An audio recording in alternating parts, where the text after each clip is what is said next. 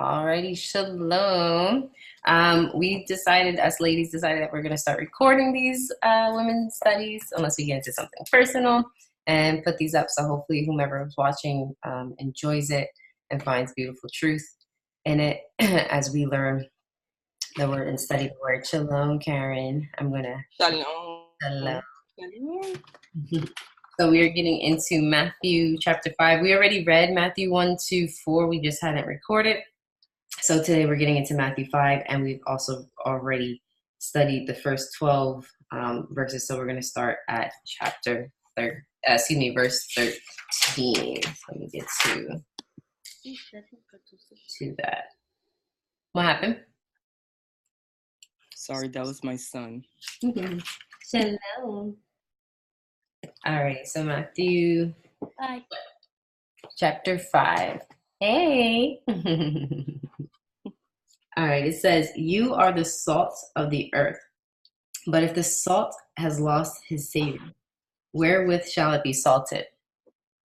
And if you guys want to stop at any point, by all means, let me know. "It is thenceforth good for nothing, but to be cast out and to be trodden underfoot of men. You are the light of the world.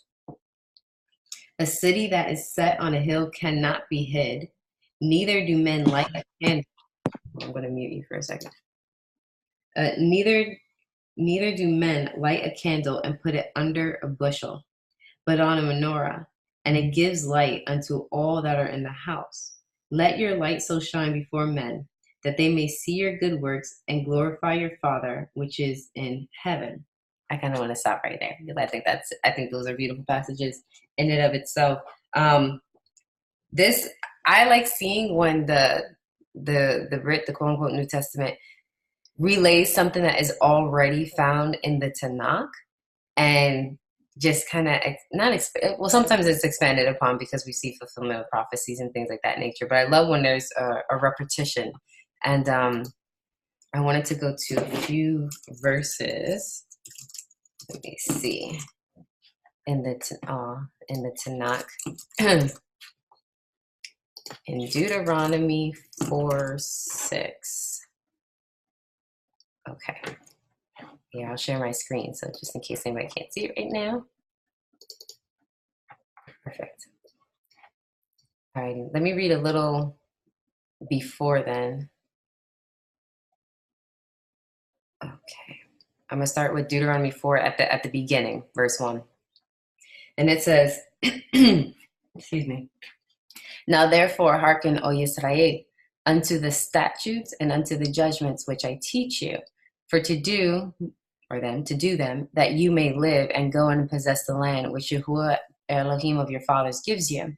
You shall not add unto the word which I command you, neither shall you diminish from it, that you may keep the commandments of Yahuwah your Elohim which I command you. Your eyes have seen what Yahuwah did because of Baal Peor. For all the men that follow Baal Peor, Yahuwah your Elohim has destroyed them from among you. But you that did cleave unto Yahuwah your Elohim are alive, every one of you this day. Behold, I have taught you statutes and judgments, even as Yahuwah my Elohim commanded me, that you should do so in the land whither you go and possess it.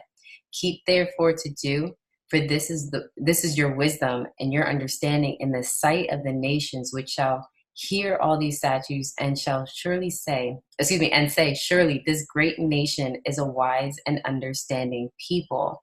For what nation is so great who has Elohim so near unto them as Yahuwah our Elohim is in all things that we call upon him?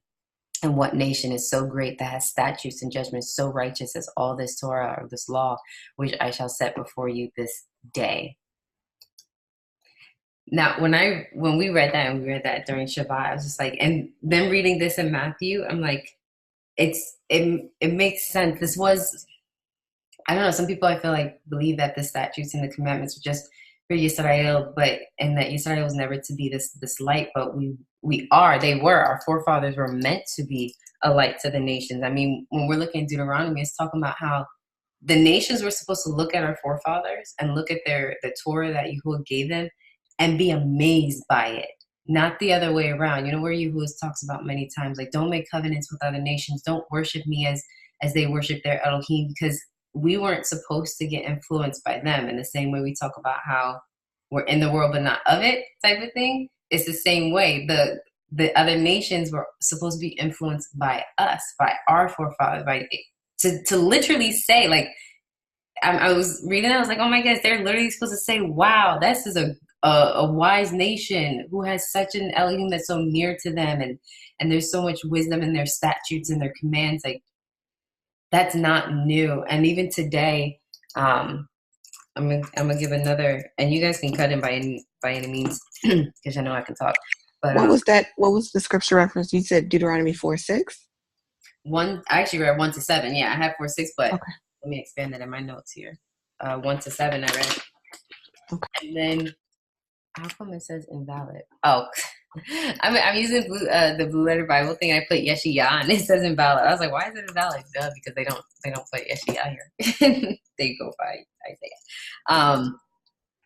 But it's not a new concept to be this light of the world. And then I want to show something else about how it's supposed to be light to the Gentiles. Let me see. I'm going to screen share again so you guys can see it. And Yeshayahu, or Isaiah 49. Excuse me. It says, what I have, 49:6?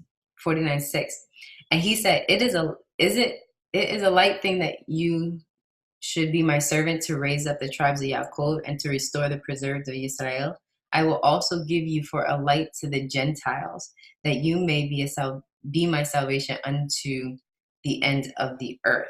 So this, when I read that, I was like, okay, there's, as he always says, that there's nothing new under the sun, right? So even now, or even then, when we're supposed to be a light to the nations and to the Gentiles to bring salvation, it's the same in the Brit. And I think what happened, for me personally, when I kind of read it, I think what happened was this focus on Yisrael, and then there's this big dividing wall between Gentiles and the Yahudim, because in the Brit we mainly see the Yahudim, not all of Yisrael. And here it's talking about we need to be that light, we need to be that salt. And what is the purpose of it? It's so, and it says in verse 16, let your light so shine before men that they may see your good works and glorify your Father which is in heaven. That is very key. I don't know, that kind of struck out to me because I'm going to pose this as a question. There's other verses that says, don't let your left hand know what your right hand's doing, or vice versa. Don't let your right hand know what your left hand is doing. And I gather that more in a prideful sense. And like, sometimes I hear when people would say, oh, I did this and I did this, or I went and did this for somebody. And it's like, why are you sharing that? What is the intention of your heart? Sometimes it's encouraging. And then sometimes I'm wondering, like, is that the only reward you get? Like, you just let your Father see what you did, and let that person and those who received it, magnify him. So I'm going to pose that as a question. How do we balance this out of doing the good works for people so that they can, it says, so that they can glorify the Father, that they may bring esteem to the Father, but at the same time not boast about it. Like if I go feed the poor or something like that, right? Or I go and do something and then come here and be like, look, I did this. For me, I feel like my reward was lost. But then sometimes I feel like, okay, we need to push each other and say, hey, we're getting out there. You guys got to get out there. So how do we balance the two? I'll throw that question for anybody. I would say, following what it says in Matthew 6, about not exactly what you said, what you do in secret, the Father sees, and you'll receive your reward. Because what you do in secret, the Father sees in secret. But those that are boastful or do things out in public, they've already received their reward. And I think it's an opportunity to witness, just like on Shabbat when there was somewhat of a debate whether Brother D should, go and help the neighbor. And, some people, even I was like, well, it's an opportunity, to witness either way. If you break the Shabbat, that's between you and Yahuwah. But it's an opportunity for you to, share the gospel or share the good news, but also standing your ground and being that light is an opportunity to witness as well. And I think him standing his ground and being firm in the commandment of keeping the Shabbat, it's going to be rewarded twofold. Not only are you going to receive the blessing of Yahuwah, but that person gets to witness, what your belief is. And they have the opportunity to question. Because I know in this walk, I didn't really have anyone, I didn't have an example. The Ruach was just kind of guiding, and then things would be confirmed once, I met with this group or sharing things with different people. And I think that that's more fulfilling, getting that confirmation, getting that unbiased witnessing to where only you know. So for you to see it publicly, it's almost like, that's kind of amazing. I was having a perfect example. I was having a conversation with my son yesterday, and his name is Joshua, but I was also going to give him the name Emmanuel. And I was saying, either way, you're going to have a Hebrew name. And my son is actually, not only does his name have a purpose, but he's also the reason why I found Yahuwah. So it's almost like I say, there's nothing new under the sun. He's reliving that, Yah's salvation, because he would always ask me, why do I do this? Why do I do that? Why do I do this? And because of the childhood that I had, I never really had the tradition of celebrating, holidays like that. I mean, we would try, but it wouldn't be memorable. So I was trying to create more memories. And my son, being as inquisitive as he is, he would always ask why. And eventually it led me to Yahuwah, to salvation. So I think that, what you do in secret, just as it says in Matthew 6, there's a witnessing or a confirmation that you would get publicly, because you're the only one that knows what goes on, what your thoughts are, what goes on internally. So to see an outwardly manifestation is going to be that much more fulfilling. That's just my opinion. Nice. I like something you said in regards to, I didn't have an example. And that's huge. And I know for myself and as many people in this walk that I talk to that say the same thing. It's like, we're exiled, and it's kind of like, where are people at? Where are example? Where's the generation from generation? I feel like you said, you mentioned in your childhood there weren't too many of the traditions, like the pagan traditions, basically of Christmas and things like that, celebrating that. And if they were kind of right, which is a good thing. I praise you for that. The less the better of that, right? But that is such. These traditions have been passed on, and these basically worshiping practices have been passed on from generation to generation, and that's the example we've been given now, right? When we come against them, we're like, no, we're not supposed to do that anymore. A lot of us have felt that great pushback and that divide in our families, because that's the only example they've had, and this is the only example we had. And I think it just brings back that the purpose of the saying, you're salt and light. What good is it if it's no longer salted? If I'm putting some bland salt in something, I can't taste that flavor. Listen, I was sick last week. Let me put this way. I was sick last week, and I got some unsalted soup. That was so nasty. And I was like, and usually soup has like 500, 600, 700, 800 milligrams of salt. And I'm like, oh, I see why, because it has some flavor. And I was like, even though I was sick and I couldn't taste much, like when I tasted that, I was like, this is so disgusting. I couldn't eat it, literally. And I'm just thinking about that right now. Like, what good was it when there was no flavor? There was nothing satisfying to it. It lost that purpose, or part of its purpose. So I think this is really, really huge. This speaks to me because I'll be honest, I need to preach the gospel more. I need to be more vocal about the faith I feel. I need to, I feel like I give more to my sisters and my brothers, obviously, because you guys are my family. And I feel like I can encourage in that. I can encourage in the word to those who are already in it. That to me is part, because I've been asking you, where do I stand in all this? Like, I don't feel pulled towards unbelievers. But at the same time, how can an unbeliever become a believer if no one's sent to them and they don't hear it? So I've been wrestling with that. And this kind of just like smack in the face type of thing, where I can't lose that salt. I can't lose that purpose. Because if no one told me, if my husband didn't present this, if I didn't search on the internet and stuff like that, I wouldn't be where I'm at either. So good stuff. Good stuff. Does anybody want to read the next few verses starting at 17?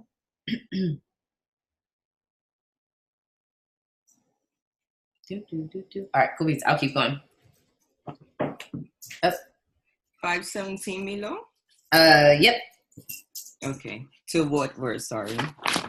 You can stop wherever. I may stop if you keep continue. If anybody feels like they're getting something and want to discuss it, just interrupt. I know I tend to interrupt. I'm like, oh, wait a minute. We only read 2 verses, but hold on. Yeah, so you can stop wherever. Okay. Do not think that I came to destroy the Torah or the Nebiim. I did not come to destroy, but to complete. For truly, I say to you, till the Shamayim and the earth pass away, one yud or one little, one tittle, it says? One tittle shall be by no means passed from the Torah till all be done. Whoever then breaks one of the least of these commands and teaches men so shall be called least in the reign of the Shamayim, but whoever does and teaches them, he shall be called great in the reign of the Shamayim. For I say to you that unless... Can we stop? Sorry. Can we stop? Oh, you said to stop? Yes. On hold on. Which verse did you just read? Oh, here it is. 19. Whoever then breaks one of the least of these commands and teaches men so shall be called least in the reign of the Shemaim, but whoever does and teaches them, he shall be called great in the reign of the Shemaim. I think that kind of answers your question, Milo. I mean, we always have to deal with persecution. I mean, it tells us that. And I think for me, the persecution that I received early in the walk, I got fearful. I definitely got fearful to share things, to do certain things to where people would see it, because you're going to receive questions. I mean, even at work, we have potlucks all the time. And, there's certain things that I'm not going to eat, or people have certain conversations and I'm not engaged in it. Somebody asked me like last week, why don't you wear your hair? So of course, questions are going to come out. And I think that's you kind of, in this verse, it's telling you that whoever does and teaches them, he shall be called great. And I think that's important because it is a great responsibility. And there's a lot of persecution that comes because of us being the small clan that just does things differently than what everyone else is doing. So I think it's important to remember that, because I mean, it's easier to do and be that example because you don't have to account for what you're doing. You don't have to share why you're really doing it. But when those questions come, it's an opportunity for us to witness or teach. So I just wanted to point that out because I think there is a great responsibility in teaching, but it also comes with a lot of persecution as well. So. It does. And you said from the beginning, getting that initial persecution, that initial pushback brings fear, right? Because I've heard that before, and I even felt that it's like, oh, if I explain this, they don't understand. Now it's like there's all this divide and all this stuff. So and some people say there's no purpose even talking to them. They just don't understand. And what I'm gathering from that right now is like, we should not, this was a conversation I was having literally yesterday, like we should not stop being ourselves either. And I'm taking that in the sense of we should not stop speaking the word either. There's 2 things that's going through my mind. Let me just kind of play it out as it's coming through. One, I think my husband and I kind of learned and grown in the understanding of not casting pearl before swine. That verse kind of never made sense to us. But there are those people who just, it's done. You have these conversations. You tell them about the truth. You tell them about the name. You tell them about the covenants, the Sabbath, and just the joy of getting in the word. And it's just, no, just boom, a wall. Why am I going to, it sounds bad, but waste my time and giving you a treasure that you care nothing about and you're trampling on. Now may not be your time. Maybe later there's still seeds. And that's the thing. We don't know we don't always know when that seed of that word is going to grow. It may not be right then and there. It may not even be with us. We may plant the seed. We may say something. And then years later, someone else comes along, or Yahuwah just comes and keeps putting at that seed and saying, no, you need to go back. You need to go back. So we can't forget that aspect. But at the same time, not having that fear. My fear comes from I'm not going to know what to say, especially when it comes to strangers. If they have a question and I don't have a response, but that's my lack of faith, to be honest, because the Ruach is the one that's going to remind me of the words at that point in time. And I have to learn too, where I tell my sister sometimes, it's like, it's okay to say, I don't know. Sometimes people can use that and say, oh, well, see, you don't know what ground you stand on. So no, I can't ever claim that I know 100% of the entire scriptures front to back. I know Yahuwah from beginning to end, the author and creator of our faith. I can't say that, but there's a learning process and being able to be okay with that. And but this is beautiful because, like you said, it's we need to do and teach them that is, it says that is greater. I want to be greater in the I don't want to be least in the kingdom. Some people believe that least in the kingdom is you not getting in the kingdom at all because you're breaking the commandments and you're teaching people to do so. I don't know if I go that far. I question that aspect of the verse. I don't know what that fully means. If you break one of the least and you teach them, is it under ignorance type of thing? Because I'm like, how can you still get in the kingdom? So I wonder if it's in ignorance, like, oh, you shouldn't wear tzitzit type of thing. Let's say people say, I don't know about the fringes. I believe you should wear them. Is that one of those least ones? So I don't know about that. But something I did want to go into, which is beautiful, Messiah himself, because people ask, why do we keep the Torah? Why do we why do we want to obey our Father from the things that he's written in the Tanakh, in the quote unquote Old Testament? Because Messiah says so. Like, I come here and it's like straight up, he says straight up, look. And I think he clarifies. And this is something, and yes, if y'all know my testimony, I've said this before. When I was wrestling to come in and recognize myself as an Israelite, and recognizing that the covenant was still stand and I still need to obey the Torah, I wrestled a lot with not the words of Messiah, but with the other apostles and other disciples, or mainly Paul. I'm just going to be real. And at one point, I just got down on my knees, and Yahuwah was just like, is he your Messiah? Is anybody else your Messiah other than Yahusha? No. Okay, then look at his words and meditate on his words first and foremost. Basically, the rest you'll get into understanding, because I don't think we could fully understand the quote-unquote New Testament without understanding the Tanakh, and I don't think we can understand all of the words of the apostles if we don't understand the Messiah's words first and not grounded. Like, it's a book. There's elements to it. So, and all that, what I'm trying to say is Yahusha says straight up, do not think I've come to destroy the Torah. That's very black and white to me. I don't know how people get around this, but that to me is very black and white. No, let me rephrase it. I think people get around it because they don't want to obey. They don't want to see it for what it is. But he says in verse 17, do not think I came to destroy the Torah or the prophets. So he's laying out the Tanakh right there. I have not come to destroy, but to fulfill. And people say fulfill is this. Well, see, if he's fulfilled it, then it's done away with. But we can't have a contradicting statement. He can't say, I've come not to destroy, but I've come to fulfill, which means to take away and destroy. That's you can't have a contradiction in the same sentence. So I was looking at that word destroy, and actually, let me see if I can pull it up. And I know we've done this a few times, but I want to see if I can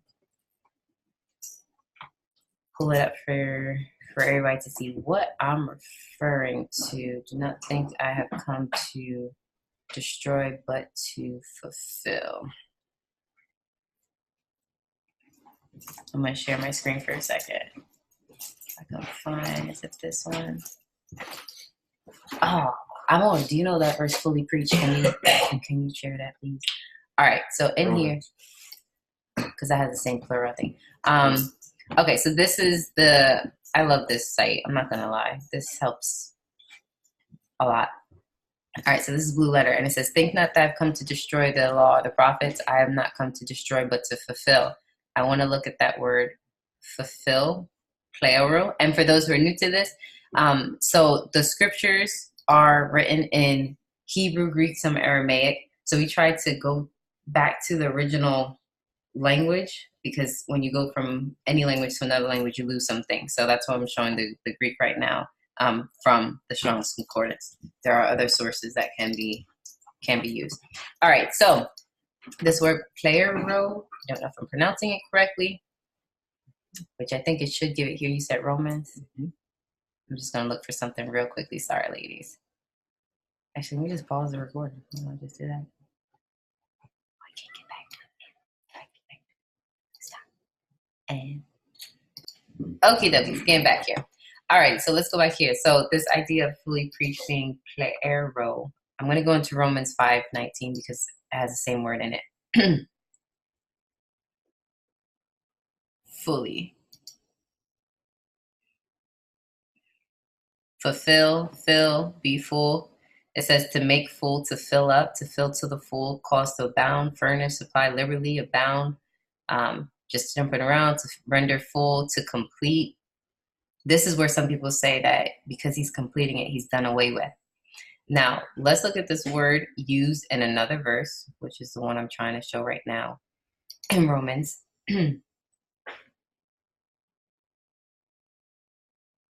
It says, through mighty signs and wonders by the power of the Spirit of the Ruach of Elohim, so that from Yerushalayim and round about unto don't know how to pronounce that, I have fully preached the gospel of Messiah. Now, does that mean that they've stopped preaching the gospel? Like it's done? There's no more preaching of the gospel because that word is there? No. Sorry, if someone else can talk. Let me just quiet my dog in the background. Sorry. Was that Romans 19, you said? Romans 15, verse 19. Okay. Well, I'm doing the same word that was used in Matthew for when Messiah is saying he's come to fulfill it. Is just using one of the verses where he's come to fully, apostle saying he's come to fully preach or fulfill the preaching of the gospel of Messiah. It doesn't mean to stop. And we have to understand, to be honest, Messiah didn't fulfill every single prophecy yet. We can't say that because we're still waiting for the second return. We're still waiting for that return. We're still waiting for second Exodus. There's still things that have to be done. Because if it was, then we would have already been in the kingdom. That's just being real. So it can't be that he's done away with it if there's still prophecies and Torah that has to be fulfilled. Does that make sense? It's still, that's why I'm like, it's not done away with. And he says, not even one jot. He says, verily, I say to you, not even one jot or tittle, not even one yod, not even the smallest letter, nothing is going to pass away till heaven and earth pass away. So I just kind of wanted to hone in on that Messiah himself was saying, listen, I'm not against it. And I think it's interesting. He had to explain this back then when they were keeping the Torah. How much more now that we're so far away years and years later. And I think that just brings all that confusion as to, are we supposed to, are we not? And he had to you're having the Messiah saying, I'm not against it. So, and these were around people that believed in it, let alone now that we're, like I said, we're outside of our land and stuff. So, all right, I'm going to stop talking. Go ahead. Karen, you want to continue? Hello. Sorry. Matthew. I left at Matthew 19. Okay. Can I say something real quick? Okay. I just wanted to, sorry, Karen. Because where it says through mighty signs and wonders by the power of the Ruach of Yahuwah, so that from Jerusalem and roundabout, I fully preach the gospel. I think that it's, in the scriptures, we hear Yahuwah of hosts all the time. And I just have an example of, I don't know why I always have the example. Anyways, a good friend of mine that I was able to reconcile with recently, we're talking more, and she's realizing that I'm observing the Shabbat. So now we're able to have a discussion. But it's so amazing how the Ruach works, because she is also kind of getting back into Christianity or getting back into reading the scriptures herself because of her aunt passing away a few years ago. She was just overjoyed, and she was a Christian, but she did the scripture. She didn't just go to church. She was very giving. And in her last few days, she was always happy. Like, her family didn't even know that she was sick. She was always happy. She was always doing things, always smiling. And she was going through chemo. I mean, she was sick. She was doing all types of things.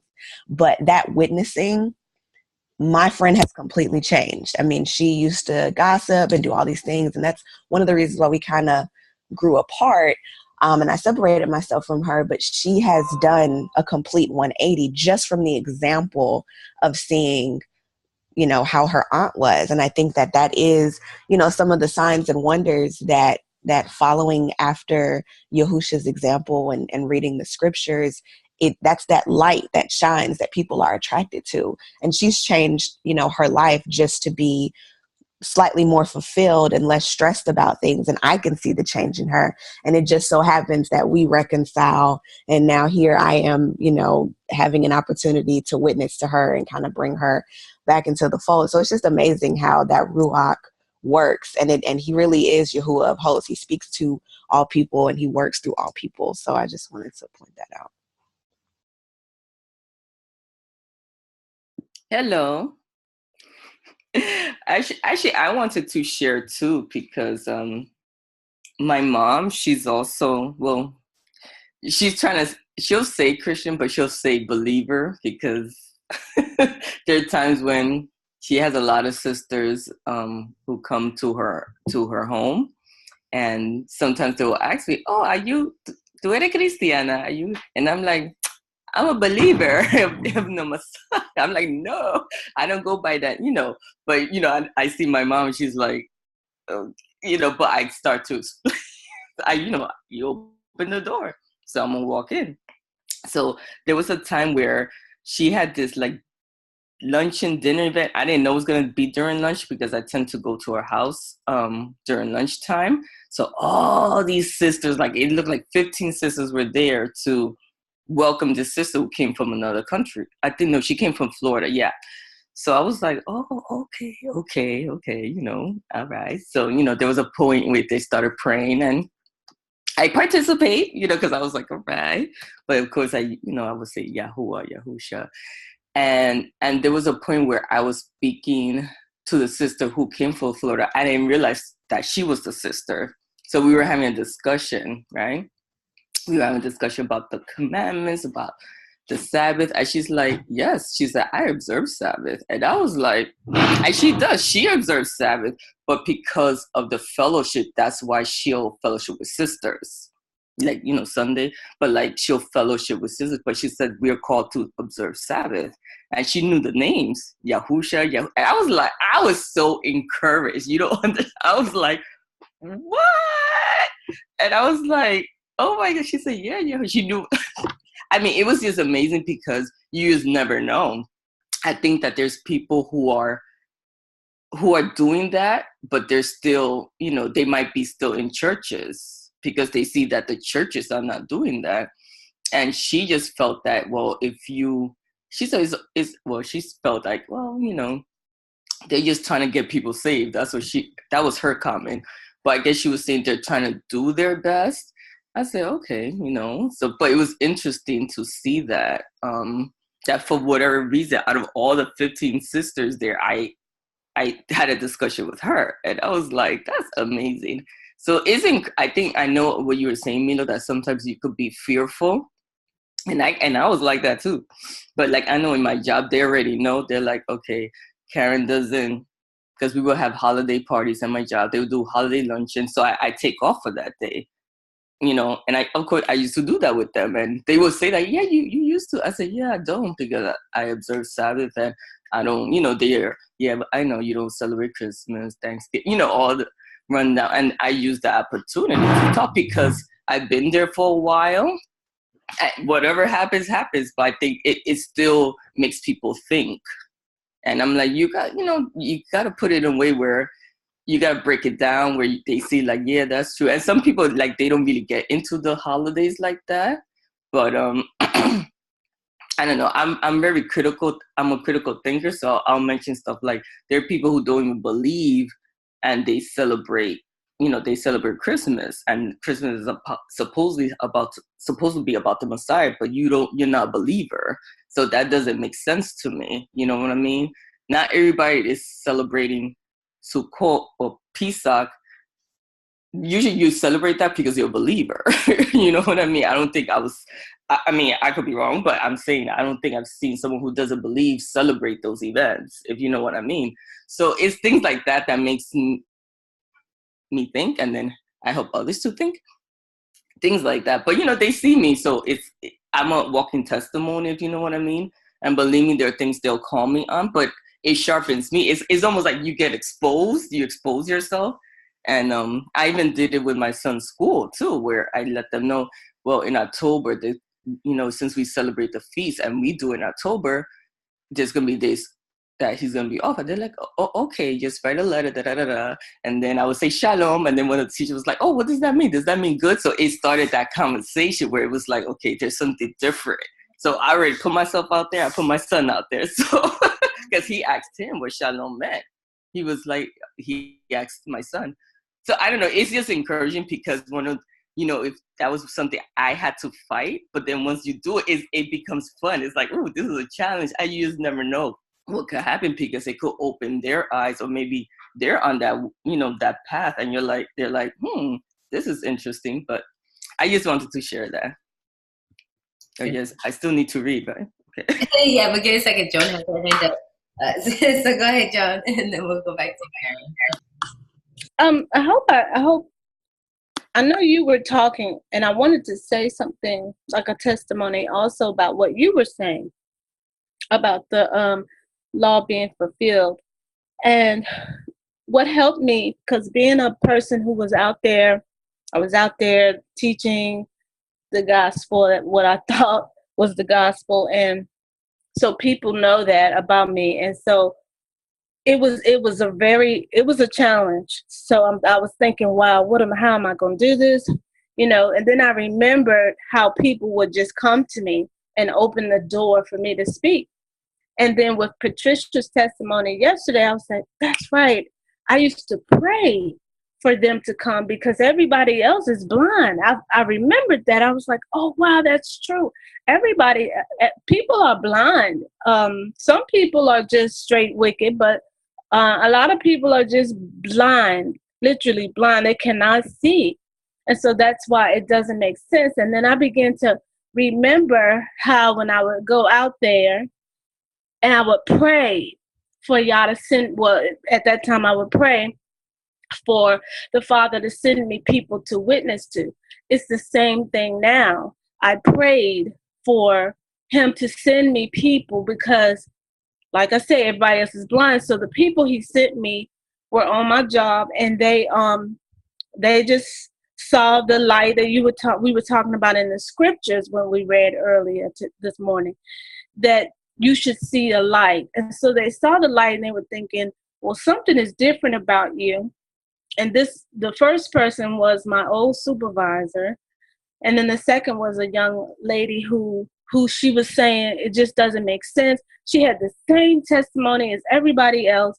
You're sitting there and it doesn't make sense. And when you go to ask questions, it's like, why are you asking questions? So her heart was open. So I'm finding out that regardless of what people say, those people who are fighting this, they're just not ready. And those who are ready, are hungry, those are the ones that they're ready for us to witness to. And so we can ask him, we can ask y'all, send us those people who just need some help, just like we did.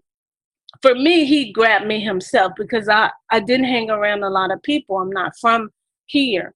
But he just grabbed me out of church and himself. I mean, it was a spiritual thing. I tell people about it all the time. I was just almost just like lifted up out of my seat and pushed out of the door. But after that, it was very, very devastating because I didn't know what was going on. And so I had to seek him. I had nobody else, no one around here. And I had to seek him, and he began to show me so many things. And so I guess the bottom line is that you can pray, and not to keep holding on and keep talking. But when Karen just said about Christmas, I looked that up. I looked it up, and because I had the same question. I said, why do they celebrate this? And it's supposed to be about the Savior. Found out that even on the books in like a court system, there was a court case, and they were trying to get people to stop celebrating where they worked or something like that. And the end of the court case was, it has nothing to do with the Messiah. And so I was like, okay, that's it. I'm through. but but so just by studying you can ask and you can find out a lot of stuff. I just witnessed to somebody yesterday, and I told them this. I said, when it doesn't make sense to you anymore, that's when you ask him for yourself. Don't always try to go by what a pastor is saying or what a deacon or whoever it is. If it doesn't make sense to you, you keep seeking until it makes sense. And then you'll find your way. That's all I had to say. Good stuff. Good stuff. It's true. Gotta keep seeking. Gotta keep seeking. That's awesome. Go ahead, Karen. To read, okay. 19. Whoever, okay, I did read that. For I say to you that unless your righteousness exceeds that of the scribes and Pharisees, you shall by no means enter into the reign of the Shamayim. You heard that it was said to those of old, you shall not murder, and whoever murders shall be liable to judgment. But I say to you that whoever is wroth with his brother without a cause shall be liable to judgment. And whoever says to his brother, Raka, shall be liable to the Sanhedrin. But whoever says, you fool, shall be liable to fire of Gehinnom. Okay, I might need to read another version.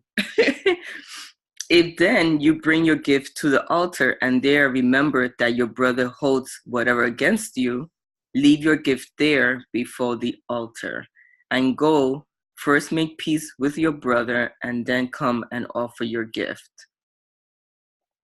Be well-minded with your opponent promptly while you are on the way with him, lest your opponent deliver you to the judge and the judge to the officer, and you be thrown into prison. Truly, I say... Can we stop? Can we stop it? Sorry. I can't get control of my mute. Sorry, guys. So I think in 24, verse 24, leave your gift there before the altar. Or I started 23. If then you bring your gift to the altar and then remember that your brother holds whatever against you, leave your gift there before the altar and go first make peace with your brother and then come and offer your gift. I think that's referring to forgiveness, or how unforgiveness can hinder bringing someone in the fold. Again, my example, where, my family has done, ill against me or whatever. There was an opportunity where I could have witnessed, but because I still had unforgiveness in my heart, I didn't have that opportunity, or that opportunity was taken away. So I think it's important to realize that it's not only their ignorance that can hinder them being brought into the fold or hearing the gospel, but it could also be a heart issue with us. So I think it also is somewhat related to the passage about being a hypocrite. Before you can see the log or the twig in your brother's eye, you have to pull the log from your eye. So I think that those are kind of related. And this is an important topic, and I know Brother Rick's been getting into forgiveness and things of that sort of nature. It is very important because I like what it says, it says, whoever is angry with his brother without cause shall be in danger of judgment. One, we shouldn't, if there's offenses and there's no reason for the offense, we got to clear them up quickly. And you mentioned there could be heart issues with us. I felt this before where I felt I couldn't fully worship my father when, just picture it this way. We have our father, right? Like, let's just bring it down to level. Let's say an earthly father, and we have a sister, literally a natural sister.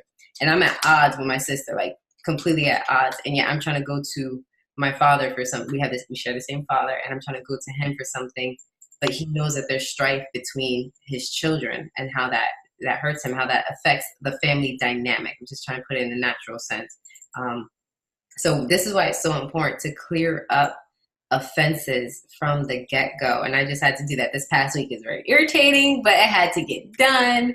But it's a reality. Offenses come up, and we have to be able to clear the air, because at the end of the day, if I'm against my brother or sister and they're crying out against me to my father, and then I'm trying to go to my father, I can't go around about. He knows what's going on. He knows the family dynamic. He knows the situation. He knows the drama. You understand what I'm saying? So I think it's very important that if one of you had an offense against me, and clearly you guys are going to the father, I would expect you to go to the father. You know what I'm saying? Cry out like Yahuwah, I don't feel right. And now there's division. I think that's what it comes down to. There is division amongst his people, and that should not be the case.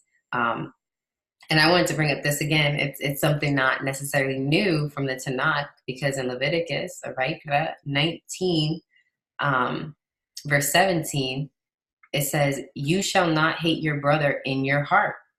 That is just straight right there. You shall in any wise rebuke your neighbor and not suffer sin upon him. And this is so important, that again, if we have offenses with someone, we have to be able to clear the air.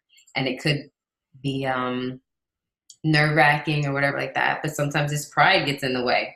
We have to be able to be humble and say, listen, I offended you. Now, depending upon their response, depends upon the next steps, because sometimes some people will not accept that. That's on them.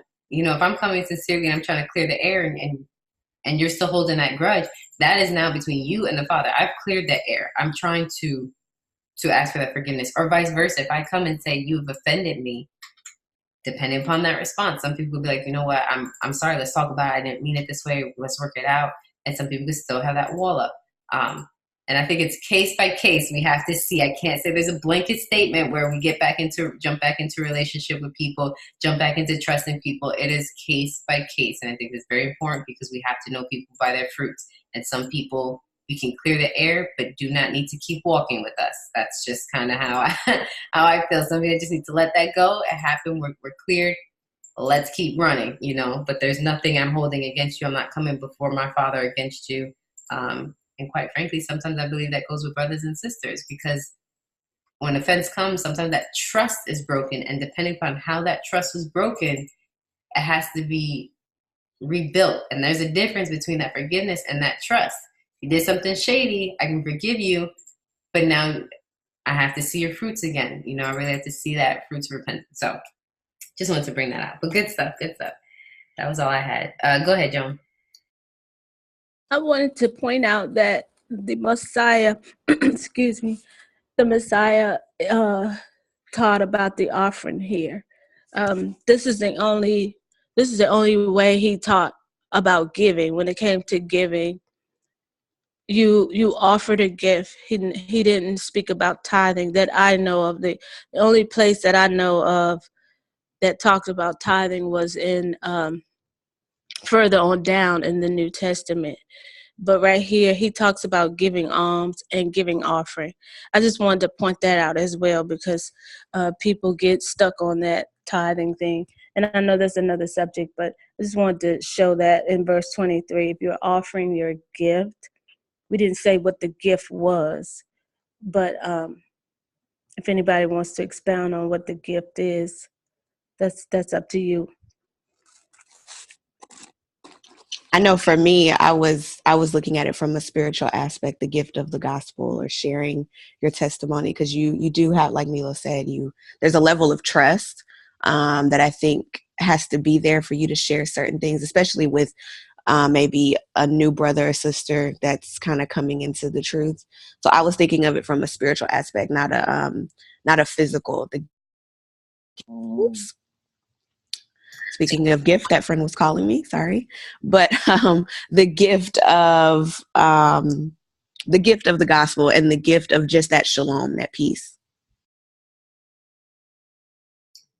Yeah, it's funny. I didn't think of it. I think now, because my mind says the temple's not here, so there's not a physical giving, that I've automatically gone to trying to give the gift of praise and worship and thanksgiving, and trying to come into my Father. But you just brought the natural point of actually just giving something on the altar, which is what they had. So I took it the same way in some different aspect. Cool beans. Anybody want to continue? Or Karen, you want to continue reading? Or Joan, you had anything to elaborate on? No. Karen, did you want to continue or you wanted to pass it to someone? Up to you. Did I skip some verses? No, we stopped at verse 26. Oh, okay. That makes sense. Okay. Hold on. I'm gonna read it from another version Sounds good. because 26. Okay. Verily I say unto thee, thou shalt by no means come out thence. Oh my goodness. Okay. Till thou hast paid the uttermost farthing. I think I'm gonna continue with this one. Okay, truly I say to you, you shall by no means get out of there till you have paid the last quarter. You heard that it was said to those of old, you shall not commit adultery. But I say to you that everyone looking at a woman to lust for her has already committed adultery with her in his heart. And if your right eye causes you to stumble, pluck it out and throw it away from you. For it is better for you that one of your members perish than for your entire body to be thrown into Gehinnom, which is, what is that? It says cast into hell. I want to stop there. These are I do want to break up. I think this is this is one of those chapters that I'm like, all right, where are we going? Where are we going, Messiah? And I think it's beautiful because I think what he does, him being Yahushua, expounds upon the initial intent of the Torah. And I think it's very important, right? Because he says, you have heard, but I say. Now, he is the word of Yahuwah. So he's not going to go against his own word. But then that means that since he is the word of Yahuwah, he's the very utterance, he knows exactly what he meant to say when he said it. And I think that's what when I was reading it, I was like, wait a minute, but you say this, but that, but this and that. And it's like, I'm telling you the intent behind why I gave this or what was the reasoning. So for this example, right, this aspect of some things are, again, not new. In Exodus 20, verse 17, it says, you shall not covet your neighbor's house. You shall not covet your neighbor's wife, nor his manservant, nor his maidservant, nor his ox, nor his donkey, nor anything that is your neighbor's. That aspect of coveting is nothing new, right? Because he says, whosoever look, hold on, where was it? You cast your right. Wait, did I jump? I think I might have jumped 27. I'm gonna pause here. I'm trying to remember where I was going with this when I wrote this down. It says that whosoever looks on a woman to lust after has broken wedlock with her, already committed adultery with her. You can't commit adultery with someone that's not married. That, you know what I'm saying? So adultery and fornication are two different things. So when I read this, I don't think it's this aspect of clearly men are attracted to women and women are attracted to men. That's kind of what. What happened, Joe? Oh, I think I'm by yourself. But that's just one of the first things that people see is, I see your face. I see your beauty. That's natural. I have an attraction to you. I mean, my husband did that with me. I did that with him. But I think this is when you're lusting, you're committing adultery is when you are lusting after someone that is not yours, but doesn't belong to you, is someone else's. Like, how can I commit adultery if that person is not married? You get what I'm trying to say? I don't know if I'm making sense, because when I look at the word, I'm like, can't break wedlock without that. Okay, I'm confused. Okay. Like someone threw me off for a loop. Yeah, I'm sorry. Adultery and fornication are two different things. Okay. So adultery is you have a man and a woman that's already married. They're in covenant, and then they break that covenant by going outside their marriage. So they're cheating, right? Having an affair. If let's say another brother looks at me, or another person looks at me, I'm clearly married, looks at me and lusts after me and desires me in that way, they're desiring another man's wife. They're committing adultery in their heart. They're coveting after another person's wife. And that's why I was bringing out the Exodus 20:17, where it says, you shall not covet your neighbor's house, nor their wife. Don't desire something that belongs to someone else. I belong to my husband. Before, I used to always kind of take in this aspect of you shouldn't just look at another person lustfully in that sense. Yeah, that's how I felt. So even if it's a single woman? Even if it's a single woman. Now, I don't think you should be having sexual thoughts of that being Right. if you're not married. I think that needs that's fornication in that sense. In your mind, you've already went there. I think that you need to block off because we shouldn't open our hearts in that manner. I'm speaking as, let's say I'm single. I shouldn't open my mind to having sex with this being and giving my heart, starting to give my heart away, and they're not my husband. So I agree with that. And the aspect of committing adultery, adultery is this coveting of someone else's that belongs to someone else. That's kind of where I was taking that. Go ahead, Joan. What if they don't belong to someone else? The husband is married. The woman does not belong to someone else. It's still considered adultery, right? So are you saying if there's a husband and a wife and the husband desires another woman, is that what you're saying? Right. He's married and he desires a woman that's not married. All right. This is where one of those comes into polygyny. Again, I can't go against polygyny. I don't believe the scriptures go against that. I know there's different takes on that. Listen, it's not for me in my house, so that's how I feel. Listen. Well, I just want to know how can he not lust after this woman? He's married, but he wants to marry someone else. I mean, I don't see how that can happen without being lustful. But it doesn't have to be. See, not everything desiring another person is always lustful and nasty. Not nasty, you know but so for example, nasty. Well, I guess. Sorry, when I hear lust, I think of nasty. That's when I think of lust, I think of I'm feeling it, and it's not in the right. Lust. Yeah. Wow. Go to Song of Solomon and all that. Wait. Get out the women's study. Get out. That's funny. You know. Go ahead, John. Wait, hold on, Karen. Let me let John elaborate for a second. Let Joan finish. Let Joan finish.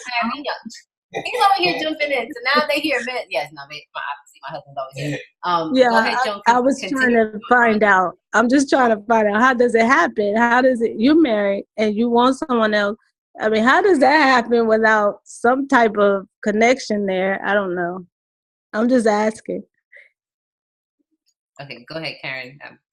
To your response real quick, and then I'll jump back in. Well, I was gonna go somewhere else, but I think that's a good question. Like, something has to start. Mm-hmm. You know what I mean? Like, maybe it's an emotional connection. I don't know. Maybe like if they're working with the person, but like she was saying, but what if it's not the goal? The goal is not to marry the person. You understand? Like you're married, and then maybe the husband is finding this other woman who's single, who's not married. I mean, he may find her attractive, but what if there's something more, like you were saying, that you could have other thoughts that's not, that's not righteous, basically, in regards to this person. But the goal is not to marry this person. That's my take on it. I don't know if Joe meant that, but you know what I mean? Because prior to this walk, those are things that that could happen, if you know what I mean. Now, is that considered adultery? All right, this is a good conversation. I'm glad. Yes, it is. Look it up. There's so many areas to go in here, so we're gonna jump around. I'm looking at where that word is used elsewhere. I'm glad you said that, because in Matthew 13:17, here, I'm gonna share my screen so y'all can see what I'm looking at. Oh boy, Joan done broke up someone here. That's serious. Where is I'm trying to see where. Okay. All right. So you see this word, the G9. I don't know if you can see my cursor. Are you guys able to see my cursor going around? Yes. Okay. Yes. All right. So Matthew 5. Oh no, wait.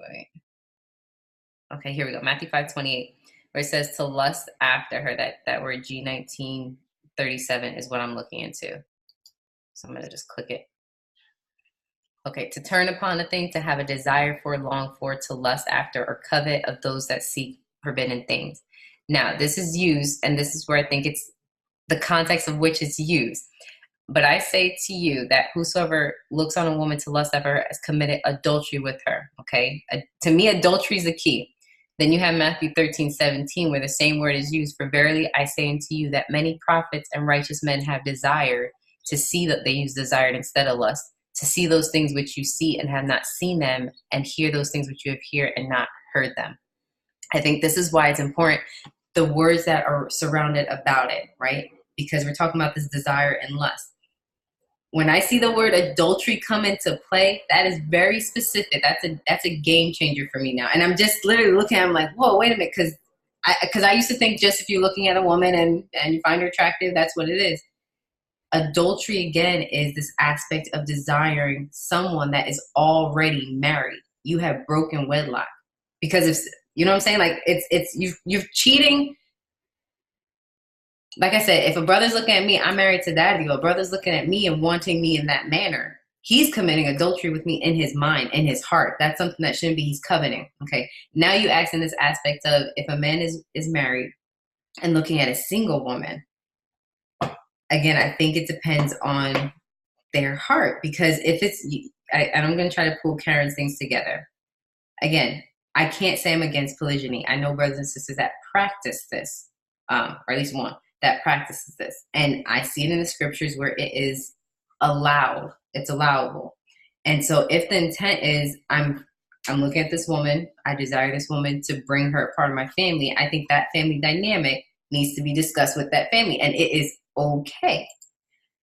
At the same point, when you're talking about a man that desires someone, like Karen's saying, and there is no fruit to it, or you've decided that polygyny is not the way, that's where I think it gets into hairy. And now you're talking about not so much adultery as much as you're defiling your marriage, because now you're having these thoughts about another woman that's not yours in that manner. And that to me is a no-no. You over here having, whether it's sex in her mind, just being TMI, sex in her mind, or seeing things that you shouldn't be seeing that should be with your woman only, with your wife only. And I think there's a difference to me. So I think it's where it's going and what you're trying to do.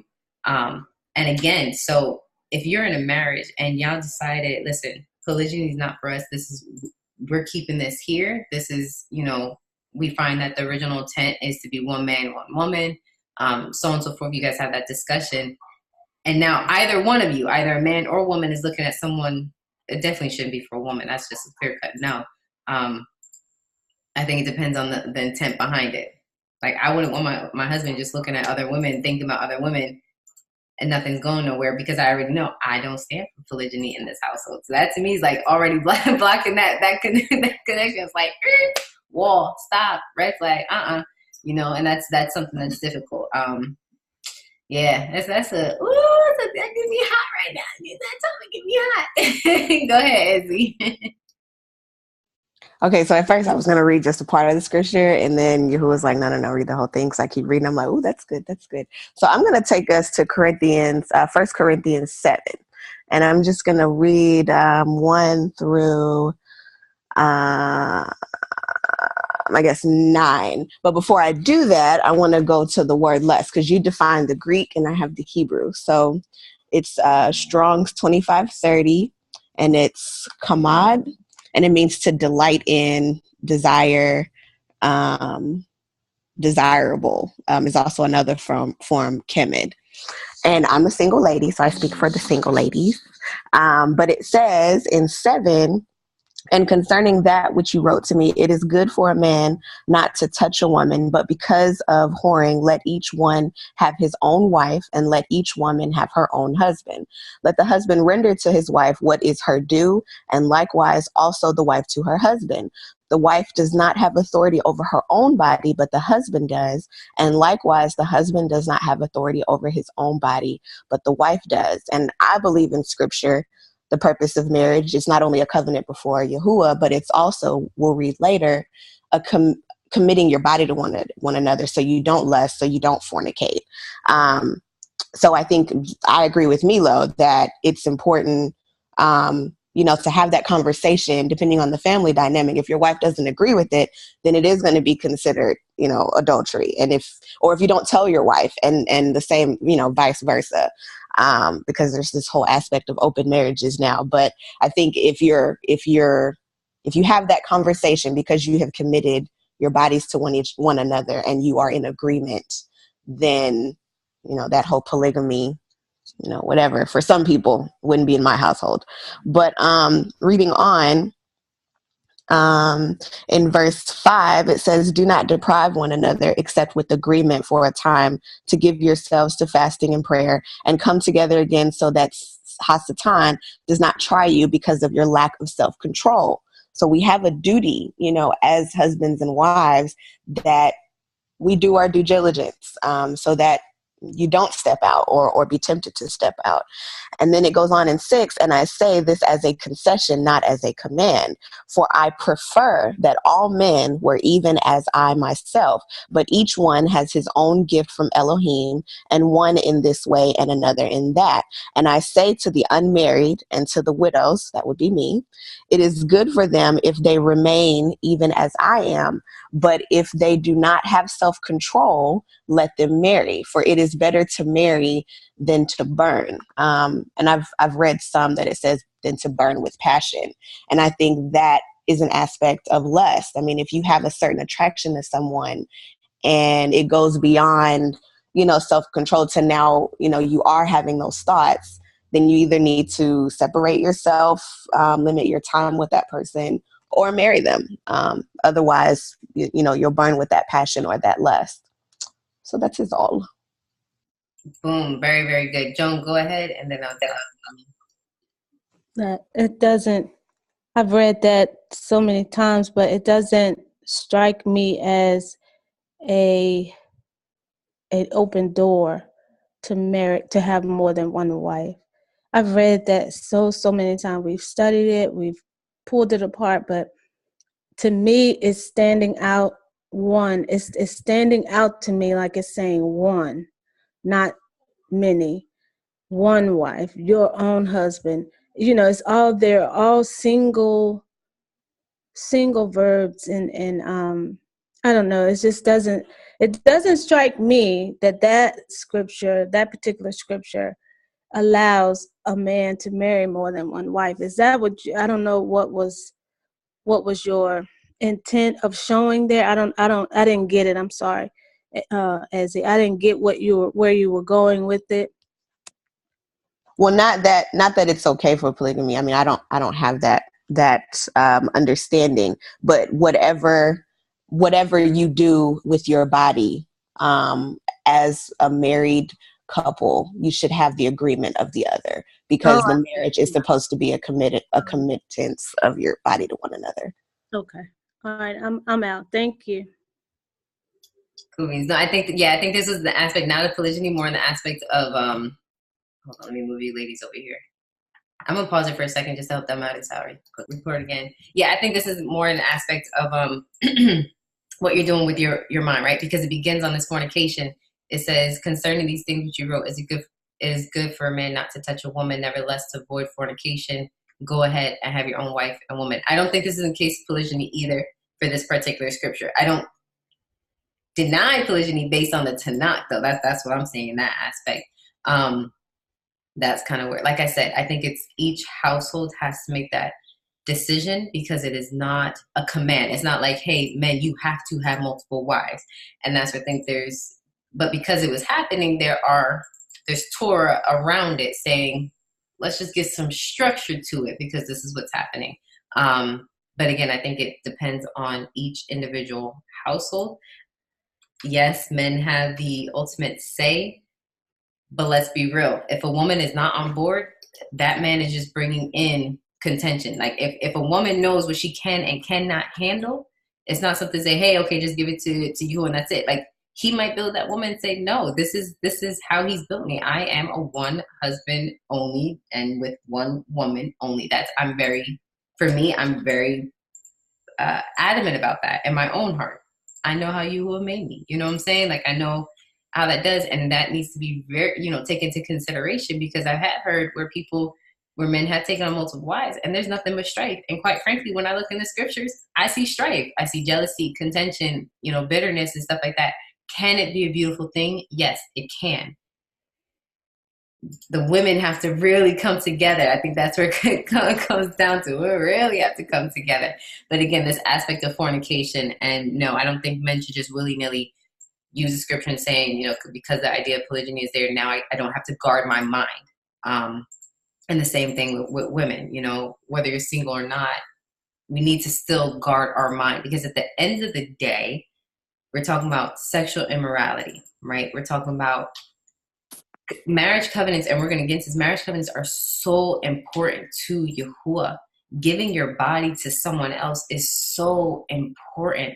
And sometimes it begins up here. You know what I'm saying? And that's why we talk about modesty, right? Because I don't want another man to envision me in a manner that is only for my husband. That's why we have to. There's so much surrounding this. And I think at the end of the day, it's getting down to sexual morality. What are you doing with your thoughts if this is not your husband, this is not your wife? You need to put a pause on that. There's nothing wrong with being attracted to someone else. There's nothing wrong with desiring someone else. It's what you do with it. It's kind of like the aspect of be angry but sin not. Being angry is not sin. What you do with it can turn into it. Desiring someone, being attracted to someone, that's not bad.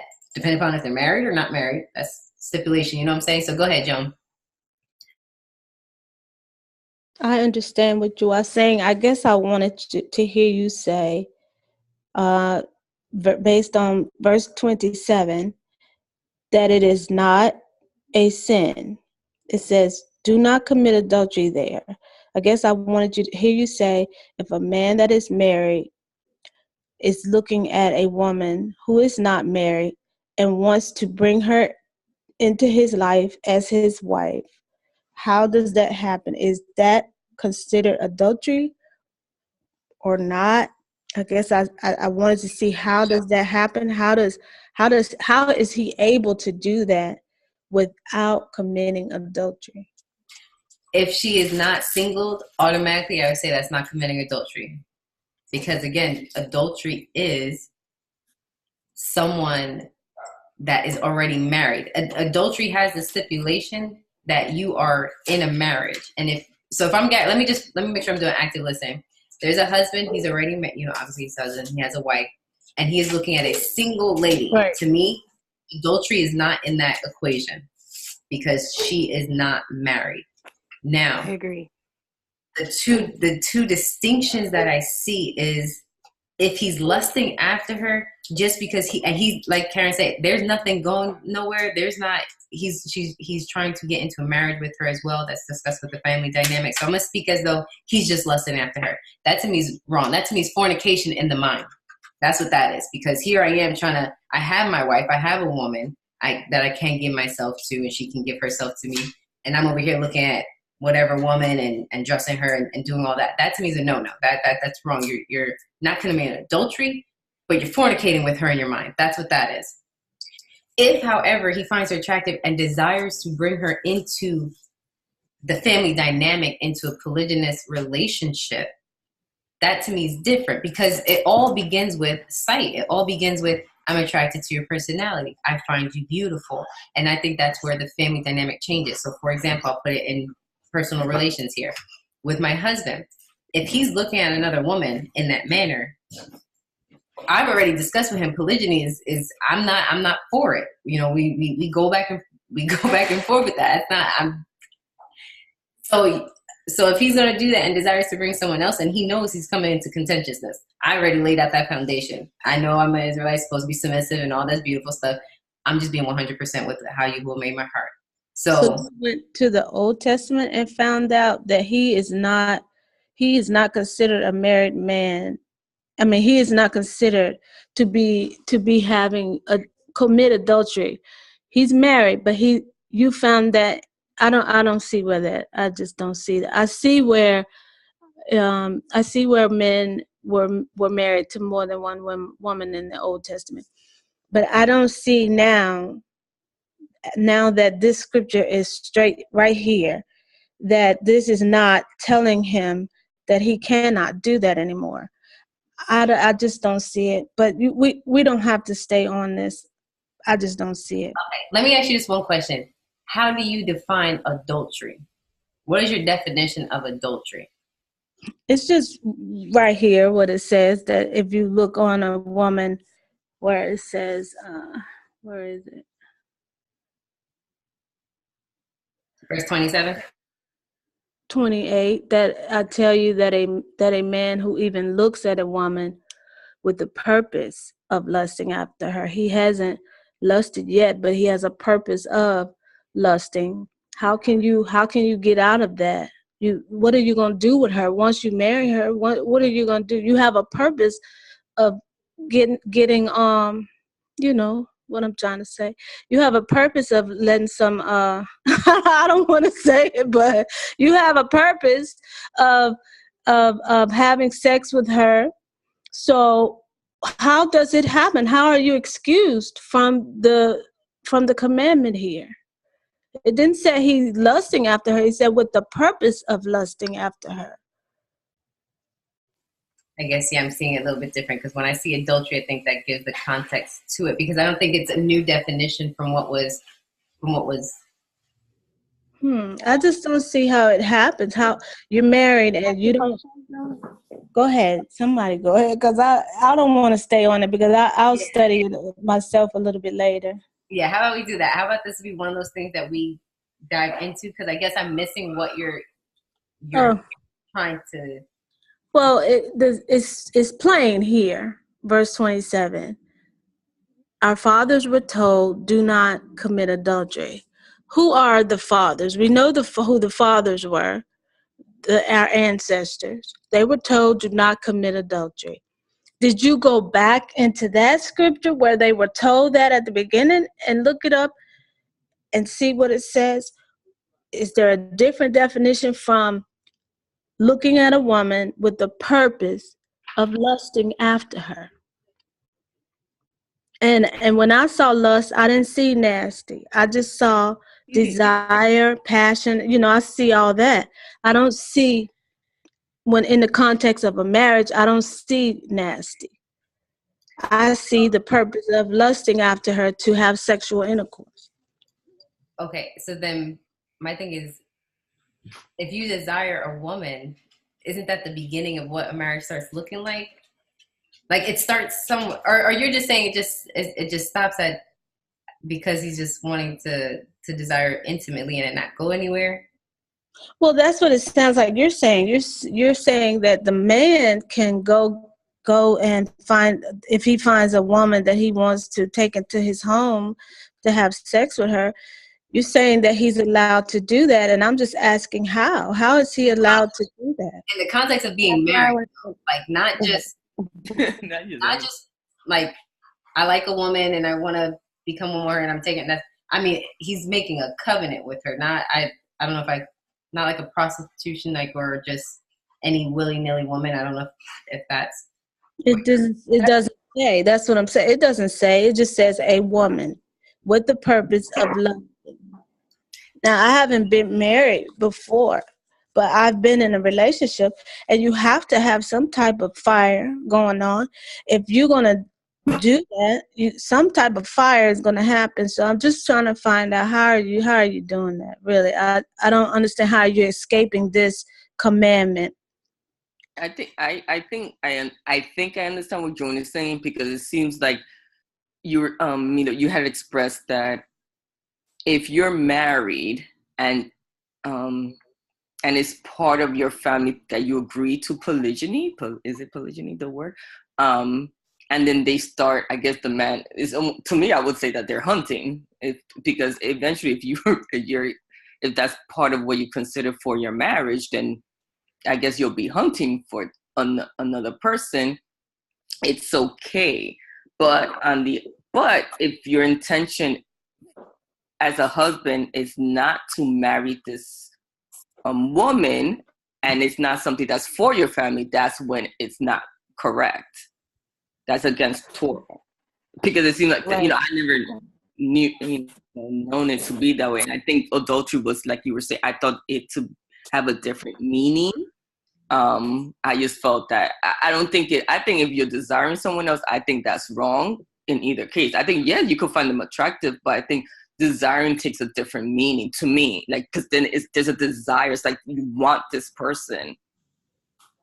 Attraction is different. It's like, oh, that person's beautiful. That person's cute. Oh, you move it along. You know what I mean? But the desire is it's like, oh my gosh, I'm desiring You know, I don't know. That's what I think, See, Jonas, because See, no, I was always taught that even the single women are married to Yah, because even when it says when a man finds a wife, so that wife, if you go to Isaiah 54:5, I believe it is, it talks about this barren woman, and anyway, that you have to be a wife in order to be found. You have to already be wife material, or in other words, just be a wife.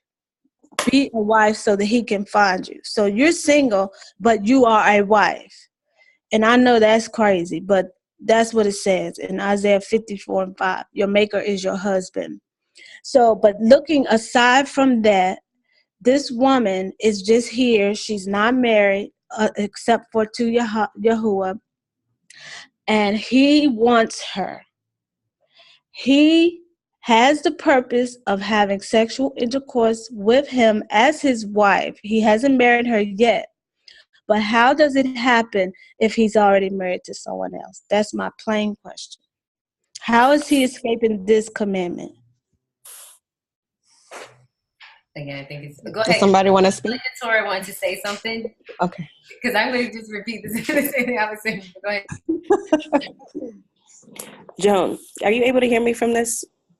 Can you hear me? Wait. Let me. Wait, So I'm sorry. Yeah. I understand completely what you're saying, Joan. But what I think we're missing is that there is a righteous way to desire a woman. He doesn't have to begin with lust in order to desire a female, because I mean that's just plain, right? So if he's already married, it doesn't exclude him from being able to desire a woman righteously. Does that make sense? It doesn't. That's why I'm asking the question. It doesn't make sense to me, because I see that it says do not commit adultery. That's all I see.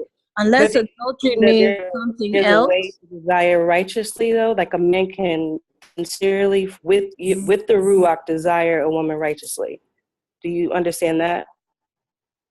With the ruach, a man can desire a woman righteously. Right. Because that's how Yah gives the inspiration or motivation in a man to desire his wife, or to desire a woman to become his wife. And there's nothing wrong with that. He's not lusting. He's not doing anything that is unrighteous, but he is still able to desire another female. I don't know how else to say it, like in a righteous way. I have that's an example. the part I don't get. See, he's already married. I get that first part. That can happen. I get that first part. But now, I was talking about more an unmarried man. Like, do you agree that there is a righteous way to desire a female? Okay. So when you become married, how would he be excluded from still being able to desire a woman righteously? Because he's married. That's all I'm saying. Because he's married, how is he allowed to now desire someone else when these scriptures all say, let every man have his own wife, all of that. So how I want to see the scripture that lets me know that he is allowed to do that. That's all I want to see. Okay, so let me ask you this. Are you against polygyny? Are you against men having multiple wives? Yes. That's I'm not what it is. I'm not against it as far as Joan, but I'm against it based on what I've read. I'll put it that way. Okay, so that's I think where the whole disconnect comes from, because there's two different platforms. There's those who are okay with the dynamic of polygyny, even if it's not for their household, but say polygyny is, we see it in scripture. We're going to find it in Torah. That's where we're going to find it. I'm not going to see it in Brit, and I don't believe everything has to be repeated in the New Testament for it to stand. And I guess that's where the difference is. So where I will bring you, hold on, I'm trying to think of I want to jump in too, Milo. Oh, go ahead, because I'm going to try to find something. Go ahead. So I want to take it back to the beginning, take it back to Genesis, because the purpose of the woman is to be a helpmate to the man. I think we all can agree on that. And also a woman's purpose is to bring life into the world. So if we take it to Genesis, we were there to help the man in the Garden of Eden, but we were also there to help in bringing life to multiply and bring seeds, good seeds forth.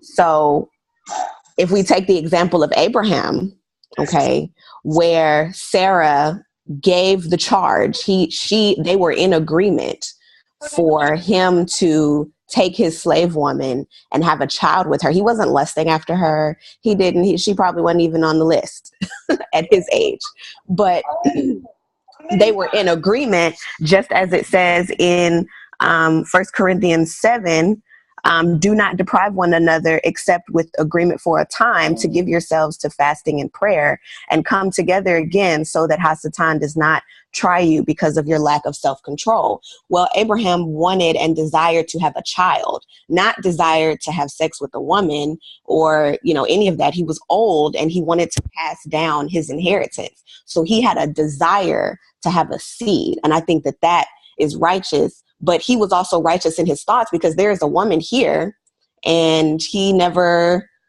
had the thoughts of being with that woman. At least I didn't see that in scripture. It was Sarah who said, go and have a child, with the slave girl. And I think that he was righteous in that, because it also says later in Genesis that, he's going to make many nations out of this child, because it is a child of Abraham.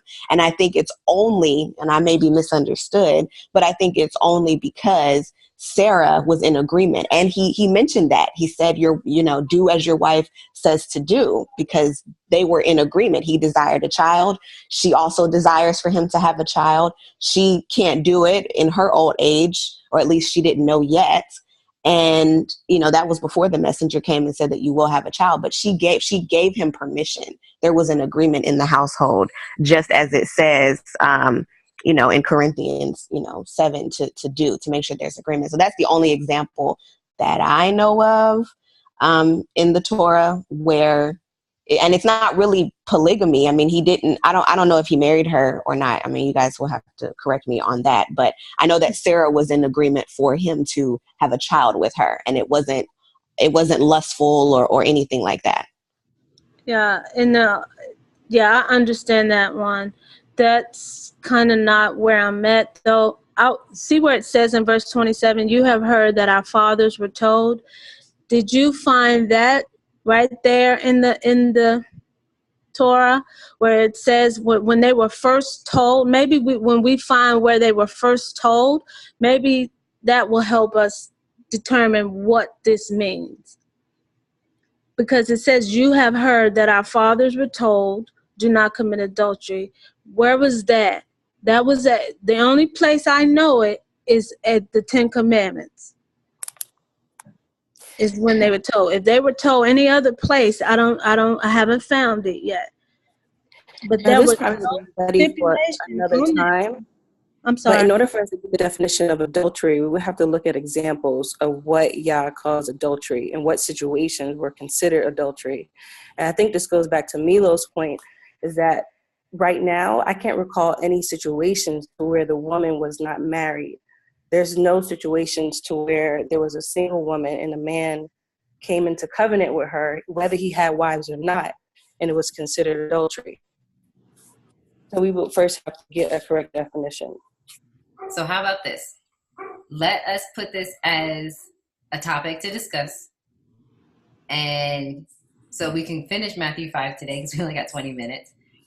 And this will be something specific, the aspect of adultery, because I agree with you, Keturah, the aspect of adultery, the aspect of fornication, those differences.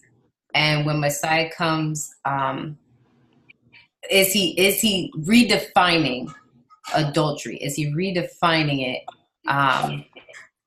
We could do all four. It would have to be together. I think it's this aspect of polygyny, adultery. I only muted you. I'm just gonna mute you for a second, because why am I getting feedback? Everybody's muted, right? I'm just gonna. Keturah, can you mute the your second? Can you mute your? I don't know. You have two. You have your video and then your audio. Can you mute the audio one? I can't mute it for some reason. There's feedback. But so let's put this as a topic: adultery, polygyny, fornication, and this aspect. If a man is married, when we see it from the Tanakh to to the Brit Hadashah, the quote unquote New Testament, what does that look like? And I think that's where it is. It's this aspects of polygyny, and we're mixing different scriptures. So if that is cool with you ladies, maybe we can do that as a topic, because I think we will have to go in depth. Like, I agree with Keturah. We will have to go in depth, look at the scriptures, look at when Yahuwah even considers spiritual adultery and all that stuff to get a bigger picture and a bigger understanding. Cool beans? Cool beans. Thank you, Joan. This is a legit conversation. Got me hot over here, got me a little sweaty, you know what I'm saying? But this is good. I mean, we need to discuss these things, especially when we say we believe in Tanakh, and there's some hard things in it, and say, are those done away with? If so, why? And to be grounded in it. So yeah, so let's do that. Let's continue with this chapter. Wow, that was powerful. Who wants to continue with where do we stop at 29? Who wants to read that? Yeah, I wanted to also elaborate on 29. It used to baffle me, but I understand it now, so I could start right there if you want me to. Yeah, go for it. Mm-hmm. If your right eye makes you sin, gouge it out and throw it away. Better that you should lose one part of you than have your whole body thrown into Gehenna. And if your right hand makes you sin, cut it off and throw it away. Better that you should lose one part of you than have your whole body thrown into Gehenna. So my grandson, he asked me, "Do we supposed to do that?" And I said to him, it used to baffle me too, wondering why the Messiah would say that. But I said to my grandson, I said, your right eye is not going to make you sin. It's your heart that's where the sin is, in your heart. So if it was possible for your right eye to make you sin, then yeah, you need to gouge it out. But it's not your eye or your right hand. It's in your heart.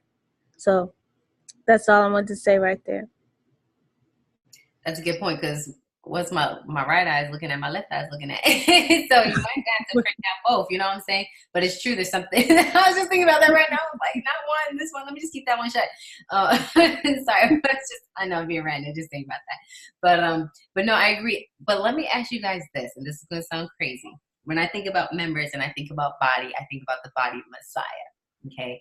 And I wonder, this is just, I know it's going to sound crazy, I'm just going to put it out there, you guys can shut it down, like, let me know for real.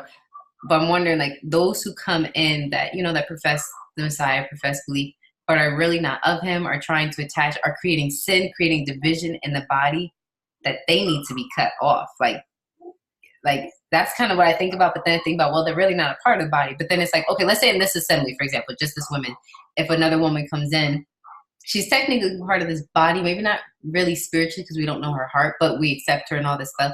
But she's bringing sin in, she's bringing division in, she's bringing strife in, she's doing, it's just like everything in fruit is just like of the enemy, that needs to be cut off so that we don't fall into sin ourselves, that we don't fall. So I was just kind of thinking about in that line, what do you guys think about? And if you guys can answer that, and then Damaris, I do see your hand up so that you can also go ahead with your question or comment. Anybody have any thoughts on that? I agree. I can speak from a personal aspect. You know, sin is contagious. So if you continue to associate yourself with certain members that maybe, you know, you do share the word with, or maybe you do read the Tanakh and the Brit Hadashah together, but if they're still engaging in the sin and not practicing true repentance, then at some point you're going to be influenced, whether consciously or unconsciously. So I think from a spiritual aspect or metaphorical aspect, you know, it's speaking about not just your physical, you know, members, because who's going to cut off their arm or pluck out their eye, but also your right-hand man or your best friend or, you know, a fellow sister or brother. So I definitely agree with that. And not only people, I believe it's things that we become attached to that can become hindrances in our lives. It could be our job. It could be some people, their marriages become idols, and they need to really reevaluate themselves and see how they need to put Yahuwah back in the center because, well, you already know why, because, so just things in general that we become attached to that can elevate themselves higher than they need to be. We need to cast those things down too. That's a very good point. You ladies being both, all three of you bring a very good point in this aspect. Love it. Damaris, go ahead. I see your hand up. Go ahead. Can you hear me? Okay. So I'm using my study Bible, and I was just going to read a little note that it left for verses 27 through 30. And it says, right eye, right hand. The right side often stood for the more powerful or important. The eye is the medium through which one is tempted to sin. The hand is used to commit all sorts of sin. Cut it off. Yahusha uses deliberate overstatement to emphasize the importance of maintaining exclusive devotion to one's spouse. So I just wanted to read that, just because I know that verse, it threw me for a loop too. Just reading, cut off our hands or, cut our eyes. But I like the way that they explained it in the little note. So I just thought I'd read that for you guys. I'm glad you did, because I always separated that from the verses ahead of it. I never put it in connection or conjunction with breaking wedlock. So this idea of what you're looking at, and now you're going and touching, which I think would come into aspects of what Ezzy was putting with that First Corinthians. You guys are fornicating. It's better not to touch another woman, touch a woman if you're not married to her. So I'm glad that just kind of adjusted my lenses. I never looked at it together. I kind of separated each aspect of when he was talking, but that is very I'm glad you read that, Damaris. That's really, that to me brings on a whole nother level, because it's what he sees first and then he's going after it in this aspect. But I think it's an aspect of fornication, touching something you shouldn't be touching. Again, so I thank you for that. That's very interesting. Cool beans. That's very nice. I'm glad we're recording these so I can go back over them. Do you want to continue, Joan, with reading?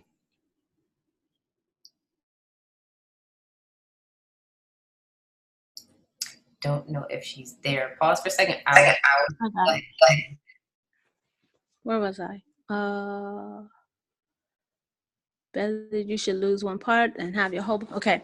It was said, whoever divorces his wife must give her and this says get, but I don't know what you guys' Bible says. But I tell you that anyone who divorces his wife, except on the ground of fornication, makes her an adulteress, and that anyone who marries a divorcee commits adultery. Again, you have heard that our fathers were told, do not break your oath and keep your vows to Adonai. But I tell you not to swear at all, not by heaven, because it is Yah's throne, not by the earth, because it is his footstool, and not by Jerusalem, because it is the city of the great king. And don't swear by your head, because you can't make a single hair white or black. Just let your yes be simple yes, and your no a simple no. Anything more than this has its origin in evil. You have heard that our fathers were told, eye for eye and tooth for tooth. But I tell you not to stand up against anyone who does you wrong. On the contrary, if someone hits you on the right cheek, let him hit you on the left cheek too. If someone wants to sue you for your shirt, let him have your coat as well. If a soldier forces you to carry his pack for 1 mile, carry it for 2. When someone asks you for something, give it to him. When someone wants to borrow something from you, lend it to him. You have heard that our fathers were told, love your neighbor and hate your enemy. But I tell you, love your enemies, pray for those who persecute you, then you will become children of your Father in heaven. For he makes his sun shine on good and bad people alike, and sends rain to the righteous and the unrighteous alike. What reward do you get if you love only those who love you? Why, even tax collectors do that. And if you are friendly only to your friends, are you doing anything out of the ordinary? Even the Goyim do that. Therefore, be perfect just as your Father in heaven is perfect. Nice. There's a lot of stuff in those last few verses. Do you want to jump on anything, Joan? Uh, mm, let's go back. Can you do me a favor? And we can put a pin in it. But when it says there, keep your vows to Adonai, the vow to get married. Can you put a pin in that? Add that to the other study that we're gonna do, and see what those vows say. Yep. Thank you. And that's all. I'll let somebody else go. Anybody want to take a stab at any of these verses? I know a few things, but I'm going to type up in the chat real quickly. Yes, there's so much. I can see fornication and unforgiveness and okay, so where it says I'll just go to 37. So, but let your word yes be yes, and your no be no, and what goes beyond these is from the wicked one. I think that's more so relating to the marriage vows or the agreement that you have with your spouse, with your husband and wife, because again, it's supposed to be committing your body. But just as in the previous verse, it was referring to cutting off your right hand and your left hand. I like how, was it Keturah who put that together? I think it was Keturah. Damaris was saying how that extra note that she read, about how your hand is like is touching, or is like the physical aspect of performing sin, and sin, your eye is like the lamp. So I think that it's one thing to admire someone's beauty, or to maybe even, I don't know, I guess if you complimented them, if it's from a pure place, like someone, looks nice, they got a suit on or something, look like they're going to an interview, I think it's okay to do that. But like it says, let your yes be yes and let your no be no. And what goes beyond these is from the wicked one. I think that if you go beyond just doing something that you're recognizing, and now there's intent behind it, or it's more than just a simple yes or a simple no, or a simple maybe compliment even, I think you're going beyond, but also not just from an adulterous or fornication standpoint, but also just in normal interaction. Adding, the word says not to add anything to the word, but, or not to take anything from it or add to it. I think that, when we're sharing the gospel, to make sure that we're making it plain, or whatever, when we're going over scripture, try to keep it plain and not incorporate man's, doctrine, or going beyond the word of Yahusha, because then you can have confusion, or you can have contentions. I mean, it's just going to lead to strife or disagreement. But when you make it plain and it's simple, and you read from the word and you use the word as the example, then there's going to be more fruits from that and a deeper understanding.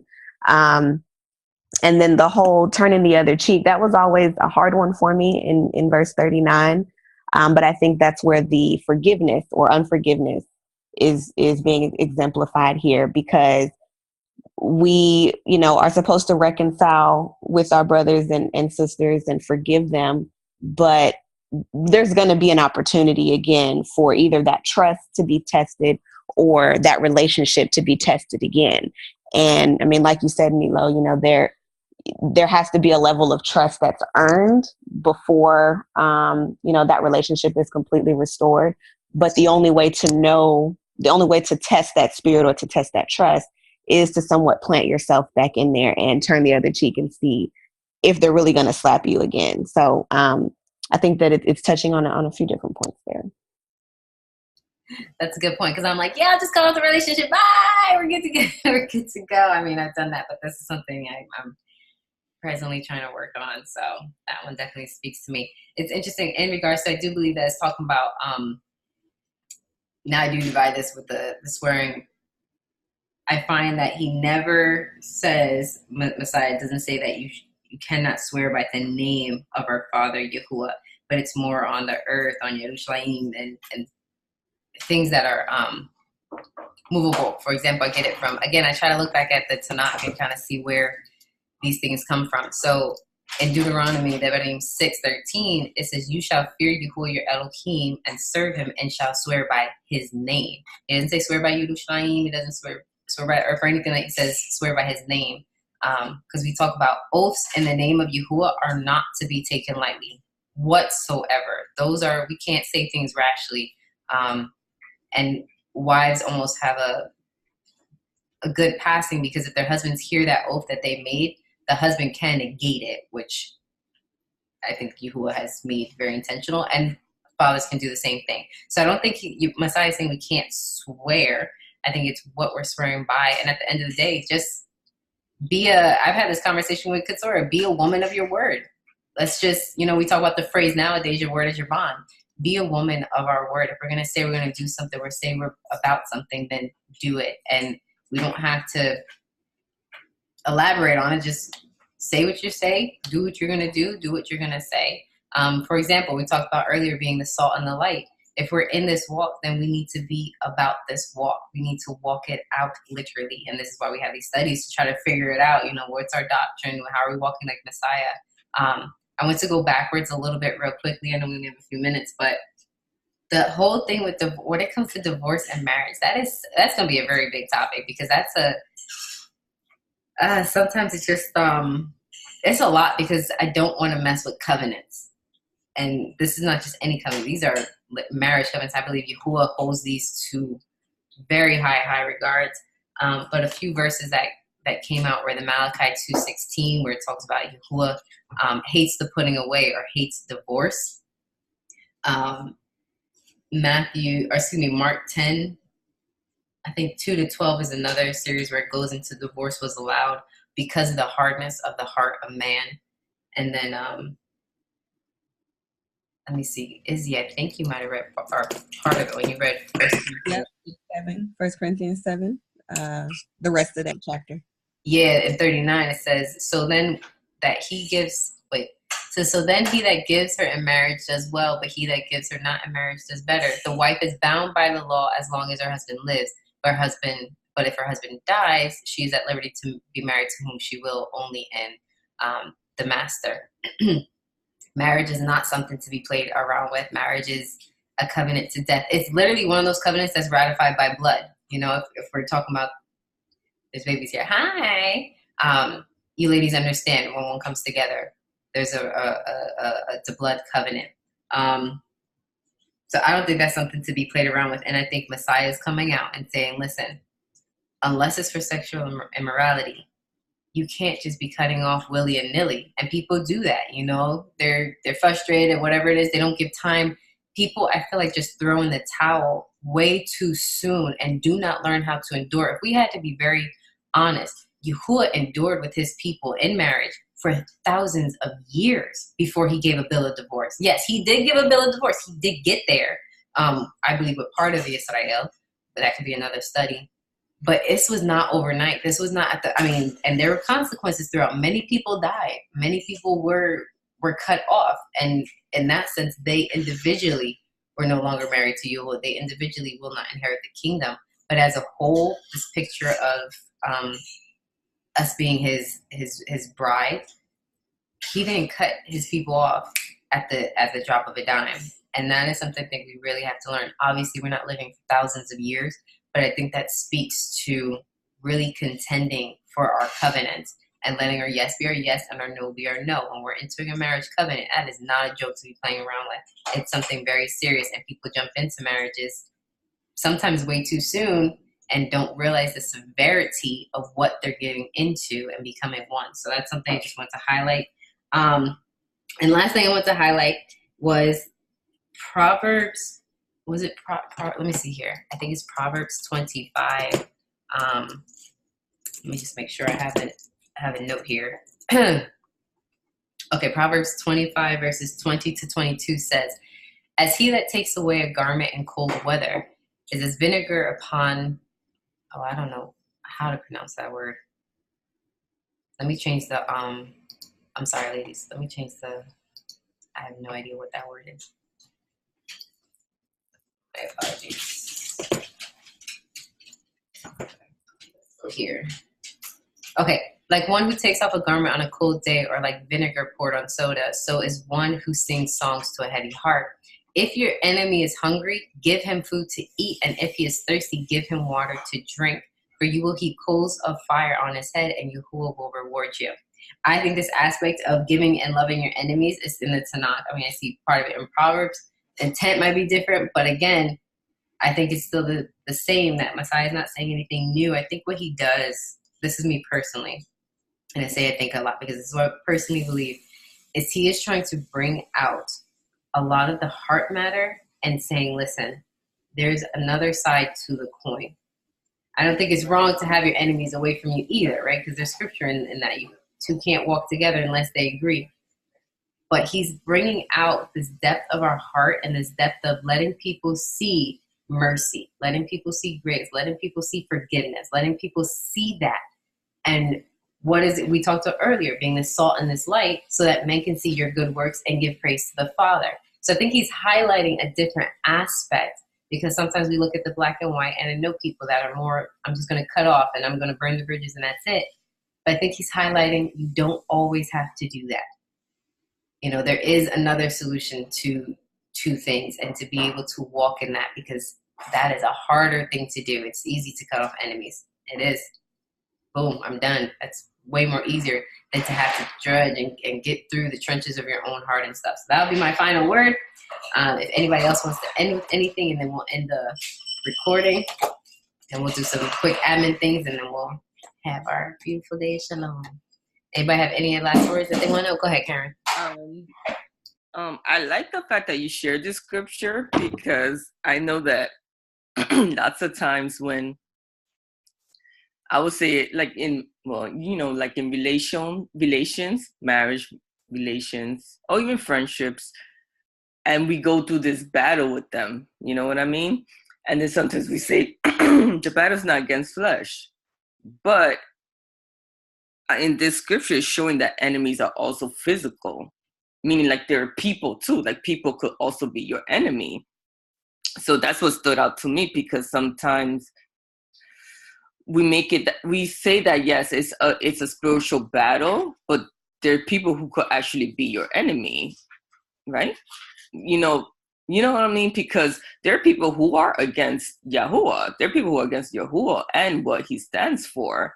So, and then there are times, you know, with family too, with their actions and their behavior, then something could happen where, you know, then they become your enemy, unfortunately. But yeah, that's what came out for me, because sometimes I think it's an easier way out. We say, oh, it's a spiritual battle. You know, they're not my enemy. You know, it's a spiritual thing, but people can be your enemy. And that's what I took from that, you know. I have a question. Is it really the person, or is it the spirit behind the man? Because it says that while we were yet enemies, he died for us. So he had to see something else other than, in order to desire it, or to see what we couldn't see. So I'm just curious, like, Yah can do that. He can look through the heart and see, like, you're not good for me, or you're a vessel made for dishonor. But we can't do that. And I don't know if we should be so quick to think that we can do that with our fleshly nature. Do you understand what I'm saying? Yes. I don't always separate the two. I do believe that what your spirit is who you are. So I think those that are in Messiah have a distinction. We have our flesh that we battle with, and we have the spirit, because now we are wrestling against things that are contrary to him, right? But someone that has their flesh and their spirit against Yahuwah, I think they're one and the same. Like that they are who they are. That's their being. Can they change? Though? I think that's discernment. And that's where discernment comes from, because we have to be able to test them from their fruits. And it says, I mean, Yahushua calls people, you son of vipers, you son of the devil, this is who your father is. And I think this is where discernment comes from. Now, there's a distinction between the judging and condemnation. I don't think we can condemn and say, hey, this person is forever going to stay like this and will not inherit the kingdom, if that's kind of going a little deeper into the question. But I do believe that we can discern our enemies, those who are literally contrary to the Father, contrary to his ways, contrary to us, contrary to the Ruach within us being Yahushua's Ruach. So I don't always distinguish between the two. It's kind of like that phrase, like you walk like a duck, you quack like a duck, you must be a duck. I think there's aspect, but I think it comes with discernment, because there are people that just have not yet turned. But honestly, I think at the end of the day, it comes with discernment and really praying for it. I love you because you always have that question, and I'm like. And then also, what I was thinking with the spirit of a man, it says that you cannot serve two masters. You either serve Yah or Baal. So I don't really see it so much the person is making bad choices, but that's the extent of what we know. We don't know anything further than that. I think it gets really tricky with how we then decipher how we treat them, how we view them and judge them, and it comes really close to condemnation. We're saying we're not condemning them, but it comes really close to how we discern in our heart. So that's why I said the spirit behind a man, because it's only two. He doesn't call us a master. We're submitting to one or the other that's ruling in our hearts. But let's look at some things. For example, like there's the scripture in Corinthians, and I gotta find where people are literally kicked out of the assembly. You should not eat with adulterers, fornicators, idolaters. We have to make that call of, we're done. You cannot be a part of this. You cannot enter into this fold. You cannot. And I think the difference is when we do it in our flesh. I think this is what I'll speak to in this way. I think the dangerous line, sis, is when we do it out in our flesh. There's some people that we may not just vibe with, and our intention, and we will only know the intention of our heart, and who knows our intention of our heart of why we would separate from someone. It could be because we're just in our emotions. I just don't like you, and I'm not trying to go any further with you. But then there is the aspect, and I don't want us to get into the area of where we don't wisely judge and know when we need to separate and say, you are my enemy. Because we have to be able to protect ourselves. I think it comes with the idea of protecting the family, protecting those who are of us. No, I didn't talk about separation, because I wasn't even thinking about that, because we just looked at other verses where I clearly think that things need to be cut off if it's causing disruption, contention, things like that. But I'm talking about the judging in the heart of people when we don't know, all we can see is their fruits. I wasn't talking about whether or not we should cut off or not. Gotcha. I guess I put them in the kind of same category. Cool beans. Anybody else want to respond to that? Well, sorry. sorry. Oh, Ezzy, sorry. No, go ahead, Karen. Oh wait, hold on. I'm sorry, Karen. Go ahead. I muted you because I was gonna have Ezzy. Go ahead, Karen.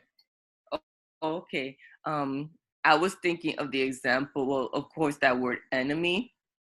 And then, there are times where I've been through situations in my job, with coworkers. And then sometimes I think about the fact that, wow, this person, really did me wrong, but I still would be kind to them. I would still do them favors. And they may, and then now that I'm thinking about, you mentioned about idolaters, and that's like worshiping idols. Is that what you're referring to? This person does that. I'm like thinking about it because, there's different people practice different religions. That's what I'm thinking, like the fact that you're heaping coals on your enemy per se, meaning that their heart was to be malicious. I mean, when you see the fruit, it was like, whoa, like, and this is the person's reputation. However, I still need to work with this person. I still show mercy. Because how can I say, I don't want her actions to change who I am as a believer, but even my myself as a person, because there are people who don't understand why I may behave a certain way with her. They're like, why are you apologizing? Why you? And I tell them, well, it's for my sake, for me to be at peace. It's not so. It's for, and maybe for her, but it's much more for me. So that's where because I'm wondering, like, okay, who's considered an enemy where you're heaping coals on the enemy? You know what I mean? That's my question. Not that you're judging. Okay, maybe I don't know. I guess if you consider them an enemy, is that what you're referring to? That's judging them? No. So that's where it's a bit. I don't know.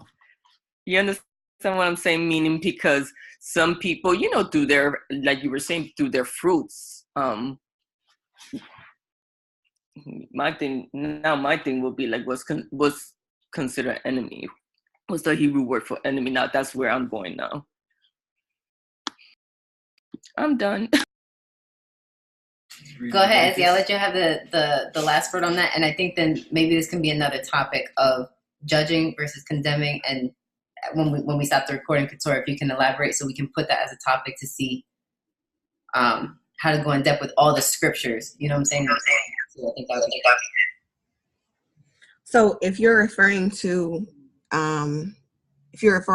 43, where it starts out, where you heard it was said, you shall love your neighbor and hate your enemy. Is that where you're talking about, Keturah? That verse and then the verses that follow? I think there's a few verses, but yeah, we can start there. So what I gather from it, number one, he's quoting what the Father said, and the Father is very, plain, very, very to the point.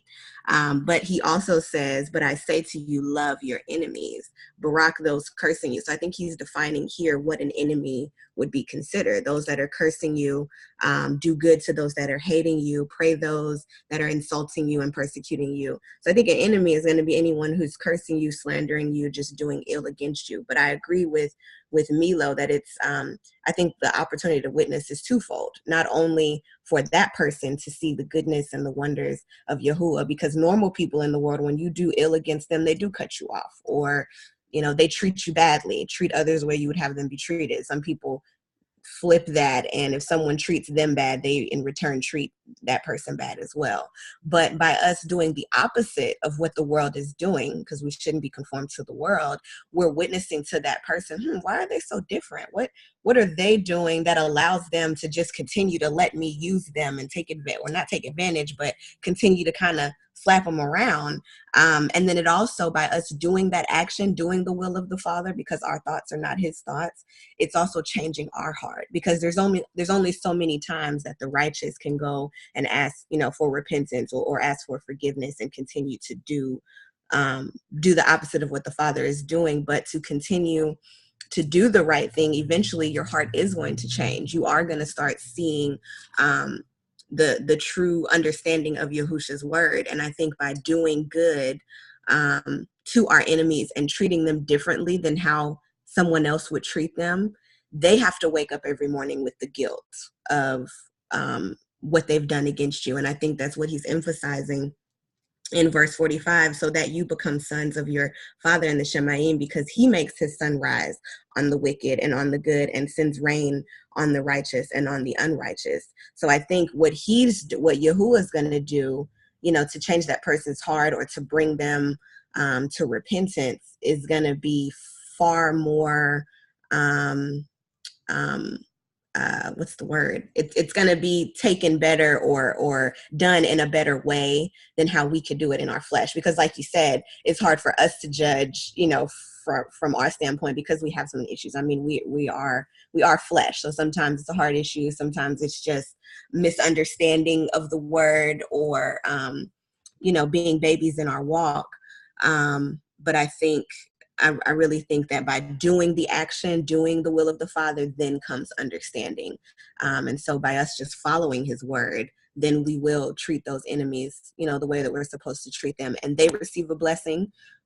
And then they have to also deal with the curse of the guilt. But we also receive that blessing as well, because like Karen said, we would have that peace and that shalom. When we talk about this again, I would like to understand how we marry this idea with also cutting them off, because if they're not around, it's hard to practice these things that we're saying. So just thinking about for the next topic. I We'll love talk about this again. I like cutting people off. You don't need to be a part of my life. You messing me up. The last thing I was gonna say though, I have one other thing to It's a say. balance. I love it. Because it also calls us to love not to love the unlovable. I always think of that. No, it's not a scripture. Love the unlovable, because it's easy to love. Like for me, it's easy to love all of you. Okay, but if you someone who did me wrong, it's hard to love. But I'm called to love them, right? You know what I'm saying? So that's where I'm like, see me, love me. I'm like, I love you from 5,000 miles away. Couture knows we had this conversation. She's the softer side, and I'm like, Couture, no. How wide? How long? Burn it up. No, but cool beans. I am gonna end it here because we are past our time. Shalom. I hope this was helpful. We all reserve the right to change our stances and get construction. I think, Joan, you brought up some great topics that we need to really get into, and then we'll see, what the word says to get our grounding on